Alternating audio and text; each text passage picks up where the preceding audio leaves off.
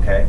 First red, I'm not saying don't do it, but I would absolutely warn your client, okay, first of all, this is somebody who's insisting that they not use the tried and true forms that in the real estate profession statewide we have found to be basically the standard of the industry, okay? So number one, and I would do this in writing, client, if you're thinking about proceeding with an offer on this property, I strongly recommend you have a legal review of these documents before you go one step further.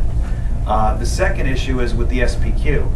What happens when either by circumstance or because one or other party won't do it?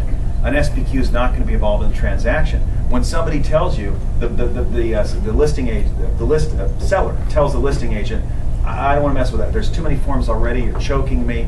I've got the TDS. I'll disclose anything I know. Okay, how do you handle that?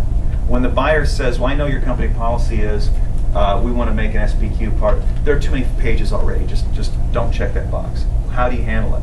Because we're in a risk management area and you're going to need to document that you advise that buyer or seller an SPQ should be part of the deal, you're going to need to send a letter, again on that South Bay Broker's letterhead, the same kind of expression of concern letter. Dear client, we discussed the seller's property questionnaire and I thought about it and I really would ask you to reconsider your position on this. The form is designed to help protect you, buyer or seller, and then you explain why.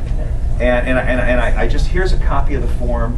Take a look at it. I think it's going to be very, very helpful to avoid the possible misunderstandings after escrow and dramatically decreases the probability that lawyers will ever need to become involved.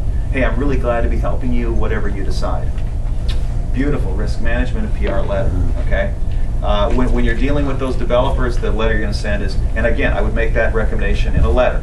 Dear client, these forms are they're rejecting the tried and true forms of California Association of Realtors. I am not qualified to evaluate these forms. I certainly can't vouch for these transaction documents. I really suggest you consult with a real estate attorney in your community. Glad to be a realtor. Let's see how this works out, or whatever closing salutary remark you make. And have a paper trail that you made those recommendations. That's why you have that big form, the recommended inspections form. That's the only reason why we have that, is to have a paper trail of all the different inspections that you've told your clients are available. Are they going to do any of them? One, right? The home inspector. The other 19 of them they're going to reject. So you need a paper trail to protect you on that. Any other questions or problems? Yes? In the transfer disclosure statement where it asks for agent notes, is it okay in that to say refer to the AVID, or are we supposed to write in both? Yeah, the question is, well, what do we do in the realtor's notes section of the TDS? And that's why I say, well, even before the AVID, many of us lawyers in the risk management area were saying for years there should be 3 words: see attached sheets. Okay, now we're saying see attached AVID and attachments. Okay, that's all you want to say in that little line. Okay, because there's no way you can do a proper job doing your AVID inspection and disclosing both the red flags you see and the obstructions you see. I realize that's a different seminar.